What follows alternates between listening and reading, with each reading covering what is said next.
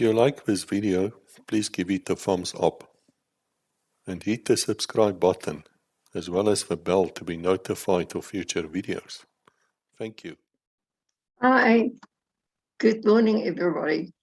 Can you believe a week is gone since we had our last nice chat? And this time I brought with me a bottle or two wine. I think it's about time that we enjoy a nice wine. We ended our last recording that where I've decided where I got a new job with a newspaper, and I felt like a whole new world was opening to me, which was, as far as my work was concerned, it was a complete new world, something so exciting, something so intense, and the speed of the work speed is just unbelievable. But that's not what I want to talk about to you today. I've started talking to you about me and my husband's problems, and he agreed that I could take the job because the office was in my house and my baby was still only 15 months old. So he knew beforehand that there will be nights that I had to attend meetings and days, afternoons that I would have to be in front of my computer to finish the day's work late. But that didn't last very long. He just expect me to finish with my work early and still cook a big supper every night, which I try to do, but sometimes it's not always possible, and to take care of my child. So the arguments, the abuse, the physical abuse, it just it just happens more and more. And I felt so down in the dumps that there were the days that I feel I don't just want to get out of bed, because once a month, and this was before 1996, when each municipality still had their own council meetings. The police had every morning crime meetings. Every district had its own crime meetings. It was before the days that they were PR police who you could contact or who sent out the crime every morning. So yes, those were tough, rough days, but nice days. So he started accusing me every month after the monthly municipal meetings. He started accusing me of having affairs with the councillors. Can you believe it? Me having an affair with a town councillor. It's the most stupid thing I've ever heard. But it hurt me. It did hurt. And, I just sort of try and just rush it off. But it wasn't always easy.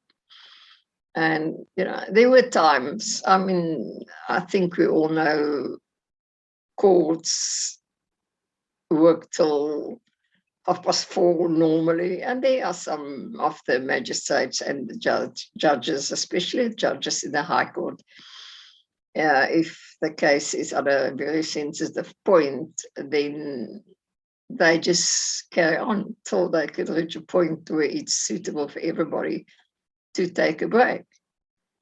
And of course, then I had to go home, write my story. And those days, there wasn't emails and such a things. We had to phone into the office and we had to read the stories to a typist on the other side. Then she would type it and send it through to the necessary persons to edit it. But that's the sort of thing that started to really came between us. But as I said, I enjoyed my work. I made more and more police friends, and the police started phoning me at home with stories when big things happened. They were from some of my police friends who just quickly got on the phone and phoned me and say, just get to the scene. There's a nice crime scene for you. Crime, I can't choose a time for crime to happen. Crime chooses its own time. And most of the times, it's late in the evening, or sometimes even the middle of the night. I mean, and if I wanted to be a good journalist, I had to be there. And if the police phoned me and I didn't bother to go out, they wouldn't phone me a second time. I mean, you know how things work here. I'm sure there's a lot of journalists and a lot of ex-police or current police is listening to our conversations. And seeing that my office was in the house, I mean, it was just that it should happen, that there were people to come to my house to discuss stories with me. Sometimes they would phone me and say, where's your office? Can I meet you? And I can't say, no, you can't come to my house. I mean, that is my office. And the newspaper was paying for that part of my house that I was using as an office. And then one day I found out, it came up one day in the High Court during our divorce cases. It came up that he's got people watching the house, writing down the registrations and of cars that stop there and people that knock on my door. And when it came up during the divorce, I just couldn't believe it. I mean, even the judge said to him, but your wife are working from home. She's a journalist. It's necessary for people, including police informers, to see her at home. But no, he thought there's other reasons for those people to come and visit me at home. But as I said, to me, I couldn't believe that anybody, even in the midst of a filthy divorce, could go so far to try and find something against me as a reason why I won't be fit as a mother. That's why he did it. I mean, my child always came first. And being back at work, I tried to find myself after my 15 months of pure hell at home, being a housewife. and I began to go to regularly to the hairdressers. I buy nice clothes because I always like to dress up nicely when I went to work. That's just the way I grew up. That's the way that the discipline that I learned when I was in the police. When you're at work, you are dressed at your best. Everything must be perfect, and that he couldn't understand. Every time I bought something new or have my hair dressed, I don't even want to mention it, but to put you into the whole thing, I have to say I was called a plastic bitch.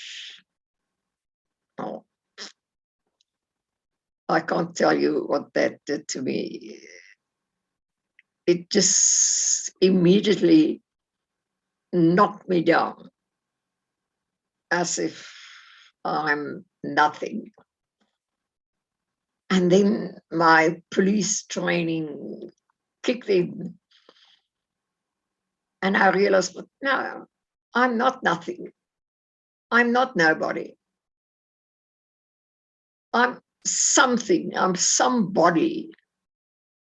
I'm a person on my own. I'm a person born the way I am. I was brought up the way I am. And I got my extra discipline in the police force. So I'm not going to give in. I refuse to resign my newfound job and my new life.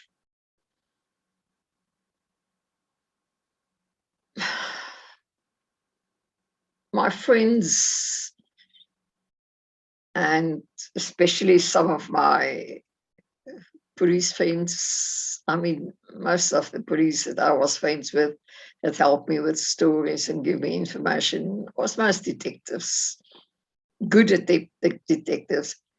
And they started noticing that I'm not the same person. And a couple of times they mentioned it and said, "Are you sure? Are you okay?" I said, "No, I'm fine. I'm happy.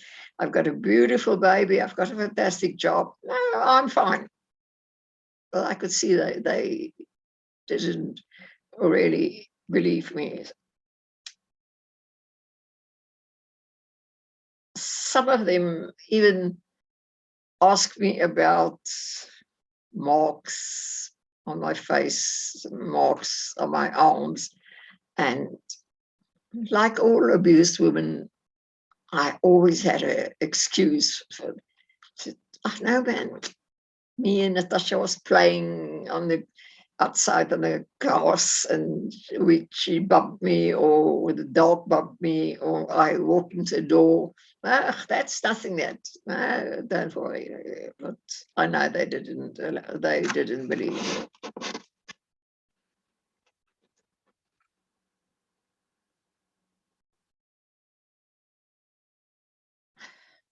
Yeah, sorry, but it's really difficult for me to tell. It's the first time ever, and I mean, it's happened nearly 40 years ago, 35 years ago. And that's the first time ever that I really talk about it. Now, the next thing that happened, it really was sort of the last straw that broke the camel's back. One of his uncles died, and the funeral was at the then Woodburg.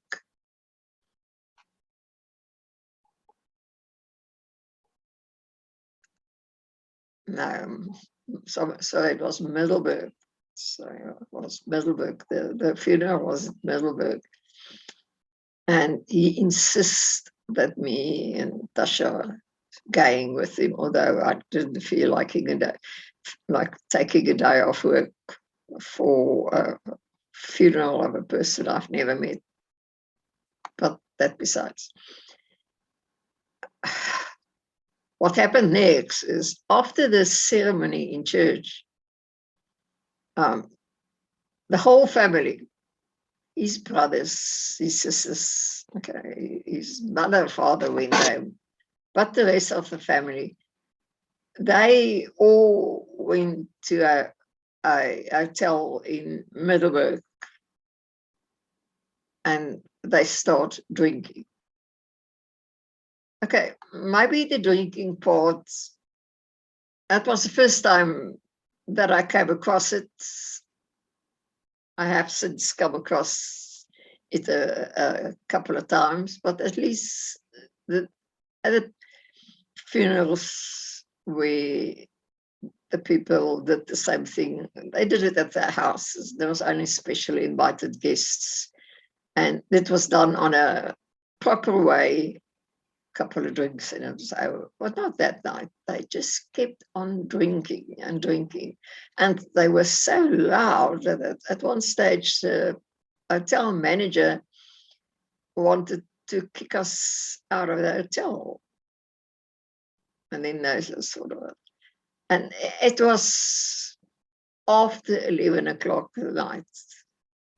Then I and Natasha was really irritable. She wanted to go home and she wanted to go and sleep. And so I said to him, you know, darling, I think it's time that we go home. It's late. Germiston is just about 90 minutes drive from Middelburg. So it's gee. And he grabbed that bunch of keys and he threw it at me. He said, if you want to go home, go home. And his one sister said to me, sorry, take your child, get in the car and drive home. Leave him here, just leave him here. I said to her, you know what's going to happen the next morning? She said, just leave him here. And I left him. I got in my car. Put my child in a child stool, and I drove in the middle of the night. The two of us, we drove home. It was way past midnight by the time I got home. It was closer to 1 o'clock. And on a spur of the moment, I decided I'm going to lock everything. I had a security chain on my front door, and I put the security chain on, and my back door, you know, those days you got those little things that looks like a key that you can put in the slot, then nobody can open your door with a key even. I put one of those little security keys in the back door, and I closed all the windows. And I got to my bed and I sleep. I put Tasha in her cot, and I slept. I didn't hear anything.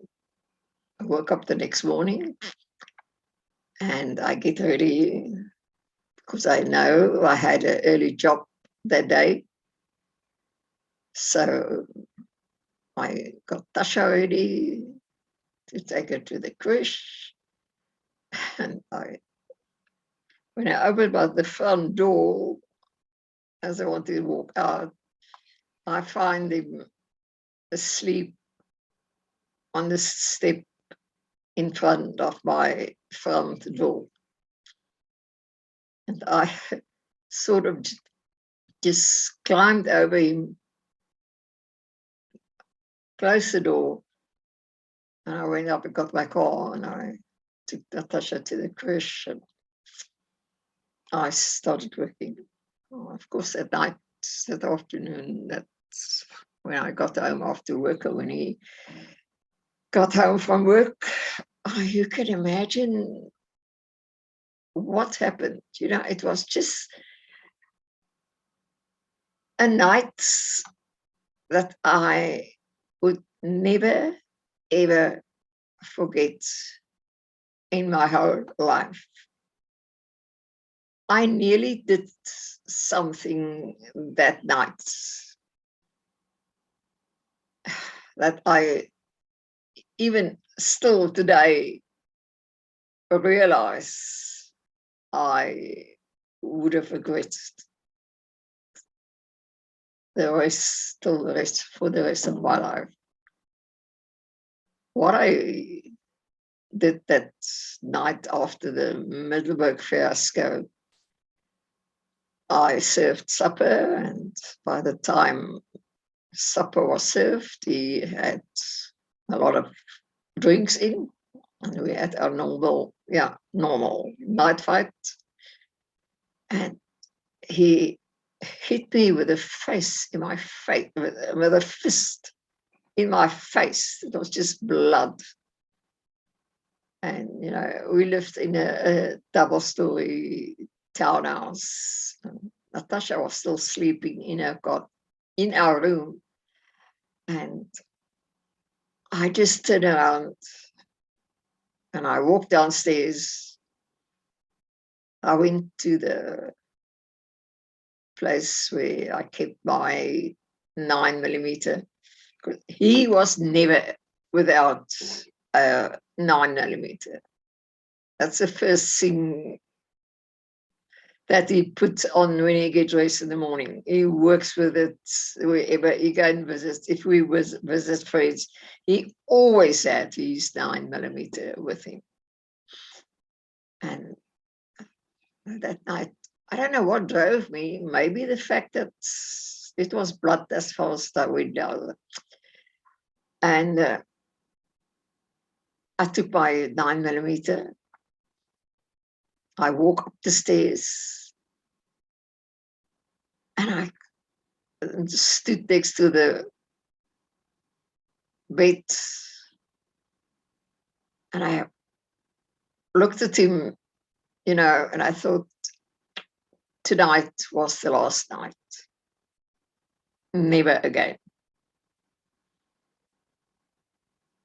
I had my finger on the trigger, and as the seconds before I pulled the trigger, Natasha woke up in her cot and she called my name.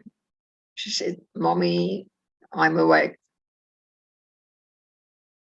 And, I dropped my 9mm there, and I said, "Thank God for my baby." Because, well, she not only saved her father's life, she saved my life, because they would definitely charge me with murder. And she saved her own life. That's what would have happened to her if I had to go to jail. The next morning, I found one of my friends that was at the then murder and robbery squad. And I asked him to come over to my house. And when he saw me, he says to me, "What happened?" I said, "You were right. When you said to me, when you asked me that one day, is he hitting you? What's going on?" And I said, I said, "But you were right." I said, "And this is from last night." And you could see the blood drops coming from the top stairs, going down to where I fetched my pistol, walking back, going up the stairs, and walking from there, this short road to our bedroom. And you could see where I stood next to the bed, the drops on the bed. And my police friend still said to me, "You should have shot him." I said, "What are you saying?" I said, then you would be the people who would put me in jail. He said, no, nobody would put you in jail. We all knew what he did to you. We tried to talk to him. We tried to talk to you, but you didn't want to discuss it with us, which they could understand. And okay, things, I went for counseling, not that it helped. And we were together again. We had our days that I could say were good days, but I think our bad days were more than good days. If it wasn't for the strength, the discipline, and the support that I got from my police training, my police friends, I don't think I would have been able to stay with him any longer.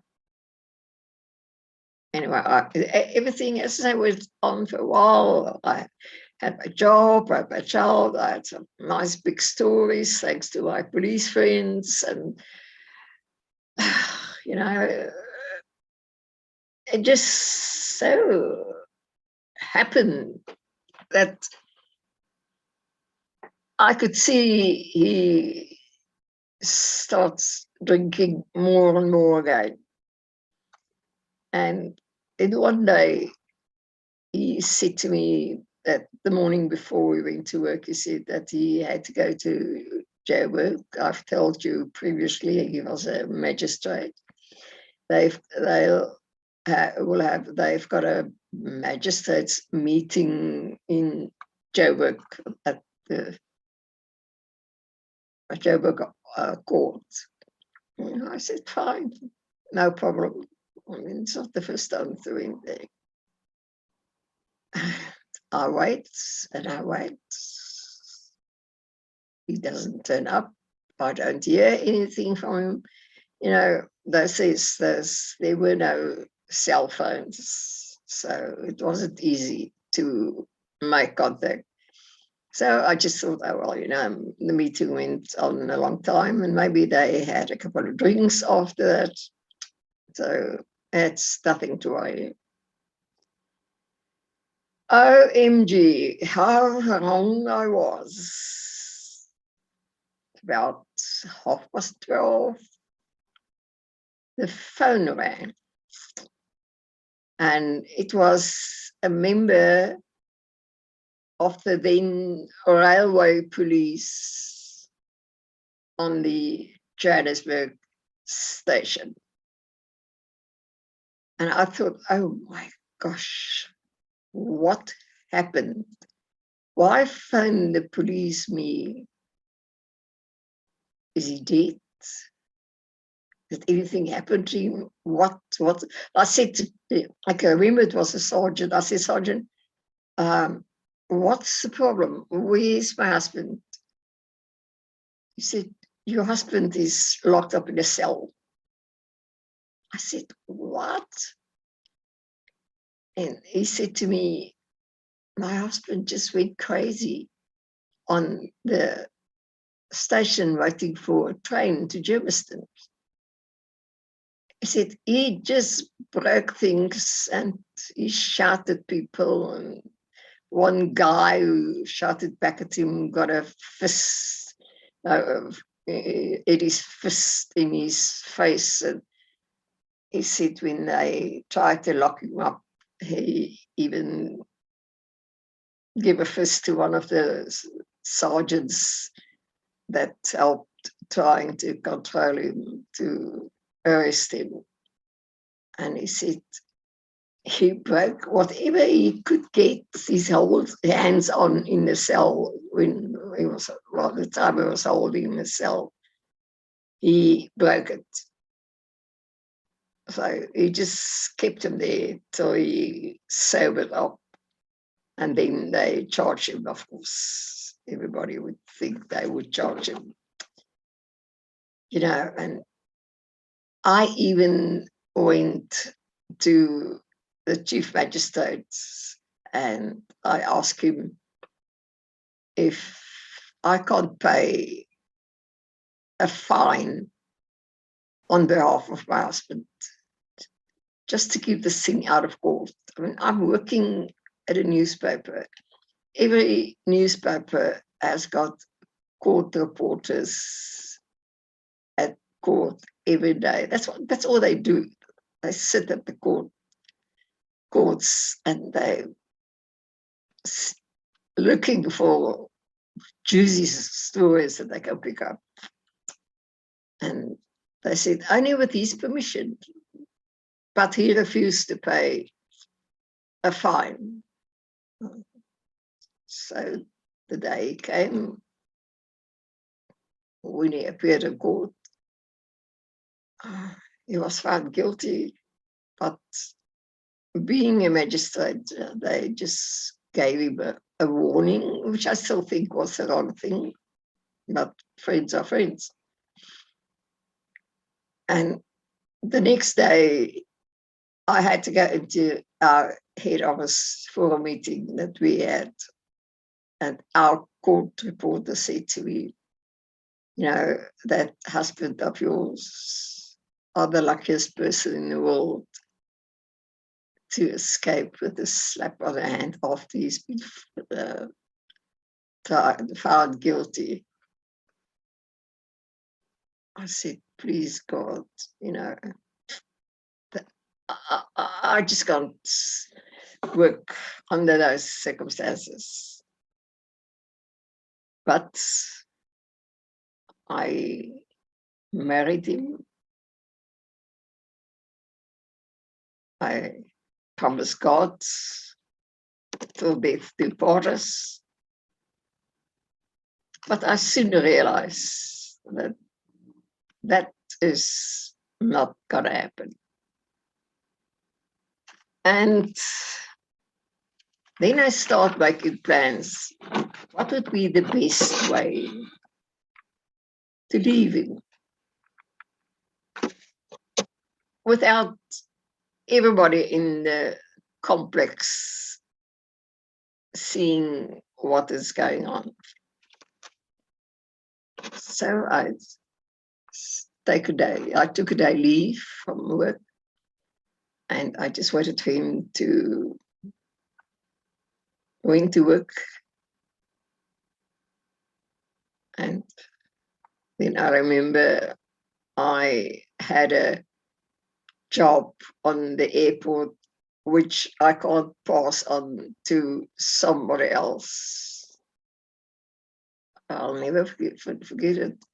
It was enough day that the drum majorettes from the St. Dominique's school in Boksburg departed overseas as South African champions to go and take part in the World Drum Major Champions. And I promised those girls I'll be there personally. So I decided, okay, let me go there. And then, of course, he got home before me. And he just went off. I didn't say a word. I just turned around, went upstairs, and I grabbed a couple of pieces of clothes for me and for Natasha. It was a Friday. I thought, oh, well, maybe over the weekend I can get more stuff. And I drove to a friend of mine in Johannesburg, and I stayed with her for the night. She said to me, you know, you can stay as long as you want. I said, no, I'm sure it won't be long. I found my father, and they said, okay, they will be coming up the next week. I mean, they were old. It was a long way from the farm. And my father was a big farmer, so he couldn't just leave. But anyway, the next morning, I mean, it was the 31st of January. My salary was paid in our our banking account, because we just had one banking account. And when I wanted to draw money at the bank, they said to me, sorry, your name is not on the account anymore. It was taken off. And I had something like 15 rand in my purse. So I went to the flat and I saw his car wasn't there. So I thought, oh, well, fine. I can go in and grab a couple of more things, some more things I needed. So when I tried to unlock the door, the locks were changed. So there I was. I took clothes for 1 or 2 days for me and for Natasha. I had 15 rand in my purse and I can't draw money. I can't get clothes out of the flat. So I just went back to Joburg to my friend's house and I stayed there and I waited. And then luckily my parents came that Sunday and my father could help me with some funds. My mother took me, they could buy me and Natasha new clothes. And then my father's help really helped me, supported me. He said to me, you must immediately start a divorce because you can't go like this. But before I could get to a lawyer to do that, he served the divorce papers on me. And, you know, if I thought that was the end of my problems, how wrong I was. For another, well, the divorce case lasts for 3 years. Everything was, who's going to get Natasha? Every time when the court gives it to me as a main parent, then he finds something wrong and he appeal against it. I think in the 3 years that the case went on, we were in court 5 times. There were so many inspections at my house to see if they opened my fridge, they opened my cupboards, they opened Natasha's clothing cupboards. And, you know, I felt like a criminal.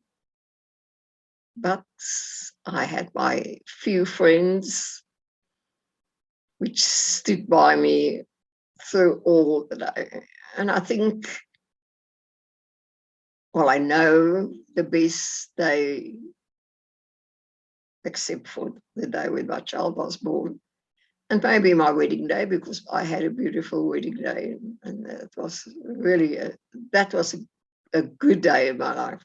But the best day after that was the day when the court refused to give him another appeal, and the judge said to him, you know what? No more. I've made my decision. Your wife gets a child and you get time with her. Weekends, holiday times, she can get you for a week or 2, but she can't live with you. And then he said to the judge, well, you know, if I can't get the child, nobody will. I can imagine what kind of fear I lived my life. But what I want to say is, when I walk past a dustbin on the grounds at the at the High Court office grounds, I pulled my rings off my finger and I dropped it in the dustbin. What happened to it? I don't know. I don't care. As long as it wasn't on my finger anymore. But that wasn't the end of my problems with it. I had to move so many times just to get away from him. And then, unfortunately, the divorce papers stated that I've got to inform him within a certain period when I move from one place to another place, so that he know where to get the child. And, you know, I think all of you has moved. So it's not as if you moving today, tomorrow morning, you can go to court and inform the court that, you know, I've changed my address. I've got a new address now. Could you please let my husband know about it? Because that was what the divorce papers stated. And he took me to court so many times. And every time they charged him. But the times that I wanted to make cases against him, that I want to charge him for, like, abusing and not paying anything for Natasha, they just refused to take it. You know, the answer was just, but he's our friend. I said, yes, I know, but he behaved like a criminal. But nothing ever came of any cases that I wanted to make against him. But I must tell you this story. I told you I bought my first tapestry when I was at police college. Tells you how David Boertel caught me during studies working my tapestry. And, you know, strange enough, I got out of college and I finished that tapestry. That was the Spanish dancer. And then I bought the one that go with him. That was a pair of two. And I finished that one. And then for years, I didn't do any tapestries. But when my husband started coming home with boxes full of brandy, then I just decided one day, fine, you buy the brandy. If I would you buy brandy, I'm going to buy tapestry, which I did. And I've got to tell you, in my house today, I think there's like 70 tapestries hanging all over in my house, which I've worked.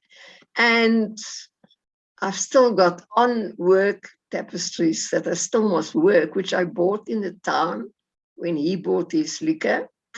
I bought my tapestries. I think the other day I counted, there's something like 55. You can imagine how many tapestries I bought and how many liquor he bought. But anyway, and then my child was, I think she was about standard 3, the old standard 3 or 4. And we planned our holiday because the holidays was just around the corner. We planned a very nice holiday for us.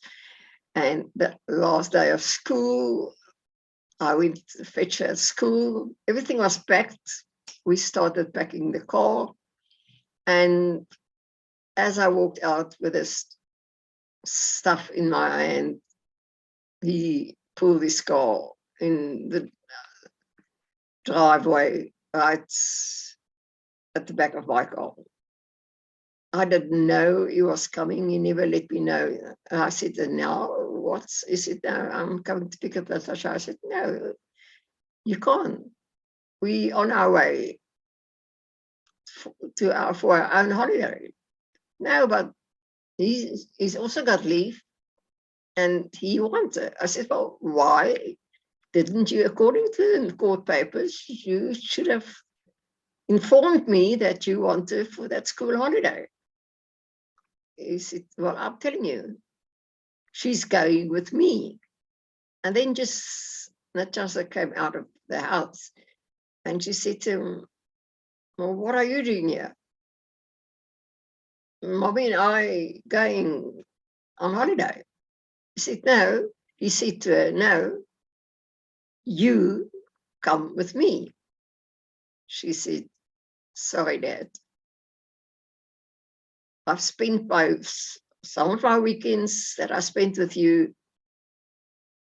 The only thing that I saw was you so drunk that you couldn't walk up the stairs to go and sleep in your bed.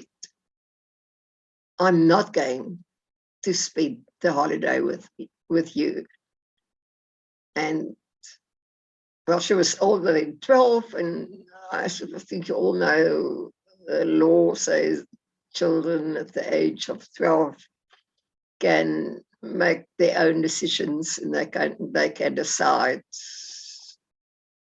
which parent they would want to live with.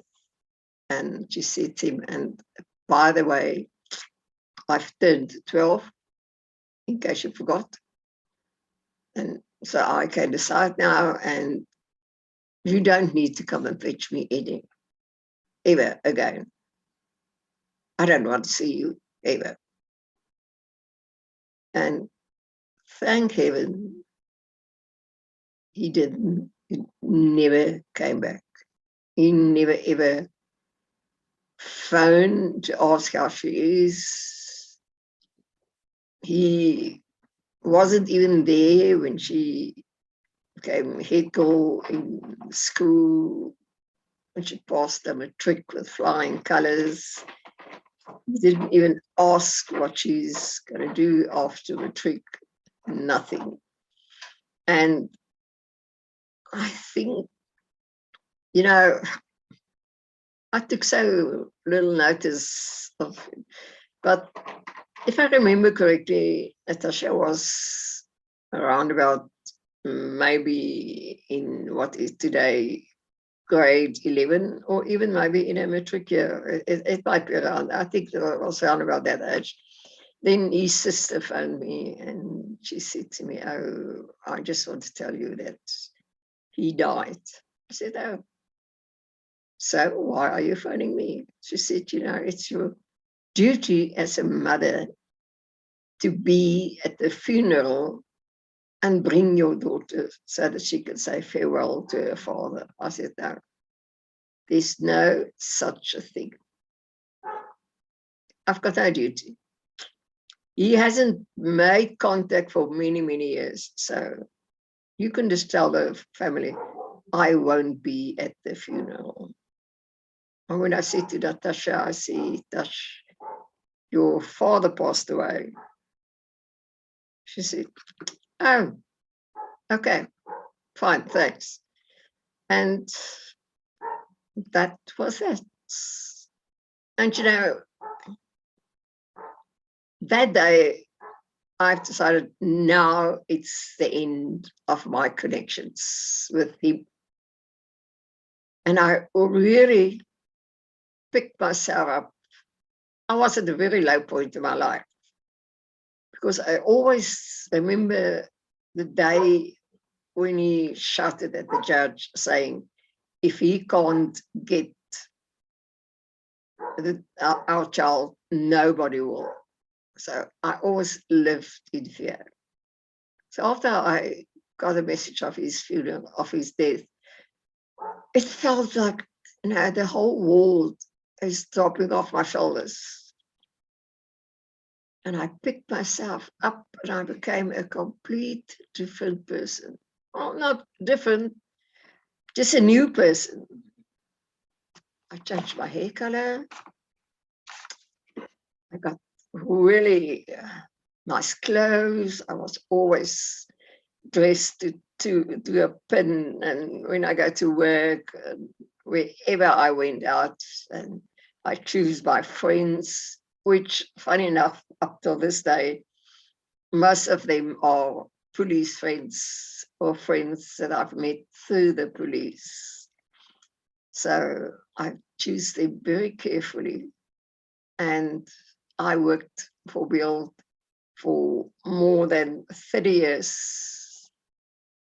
I retired a couple of years ago. But what I learned in the police, that still carries me through very difficult times in my life today still. And I'll always be thankful for that. And as I said in my previous report, my previous time when I chat to you, I'm telling my story because I know, and I found it, I experienced it with so many other women when I was still working. But women doesn't talk about it. They don't want people to know what's really happening behind closed doors. And I mean, we all know the seriousness of gender violence in our country today. And honestly, ladies, if anybody watching this, listen carefully, please. You are not shielded against this. And if you are in an abused relation, walk away. There will always be somebody who will stand by you. If you haven't got family, there are always friends. Take it from me. There's always friends. Make good friends. I know it's difficult times in our country, but get yourself a good job. And if you've got children, please treat them like a piece of gold, because they are the persons who's going to carry you through everything when you're old. With this, I just want to remind all female police out there and all your female police friends that you know of, which haven't made contact with me, or if I haven't made contact with them during this year. Next year is the 50th anniversary of women in the police, and we are going to commemorate it. I'm busy putting together a commemorative book, which I promise you is going to be something out of this world. The ladies can't stop writing. It is unbelievable, the response that I got. And remember, ladies, on the 20th of March, 2022, from 9:30 in the morning, we will gather at the police monument in the grounds at the union buildings. Be there. Come and enjoy the day with us. Bring your husbands if you want to. If you don't want to in the day, leave him at home. But he can come. We just don't want kids under the age of 12. And I think most of you would understand. You can catch us on Facebook. We've got a special Facebook just for women, for female police. unfortunately, the name, as I said previously, is in Afrikaans. It's Suid-Afrikaanse Polisie Mag 1972 tot 1992. But don't let the 92 put you off. That we only use that period because we thought and realized that that was the most difficult period to make contact with ex-cops, because it's many years ago and we really had problems, but we made contact with a lot of them. So please, ladies, catch us on Facebook, drop us a post on Facebook. If you want to join the commemoration function on the 20th, there's just one thing I want to mention. In the light of the COVID-19, well, let's hope by March next year things will be much better. But please, everybody who even only think now of you might attend that days, please get your injections.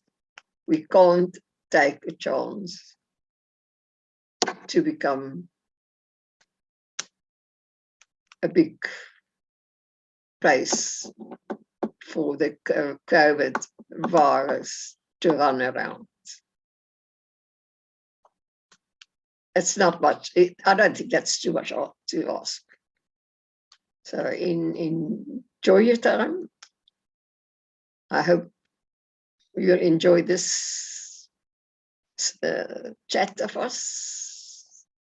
I think I've overstayed my time, but I really enjoyed being with you again.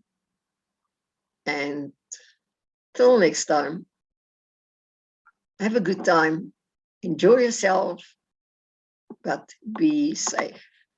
Whatever you do, be safe. And please, ladies, if you're in an abuse situation, boyfriend, house, father, husband, get out as soon as possible.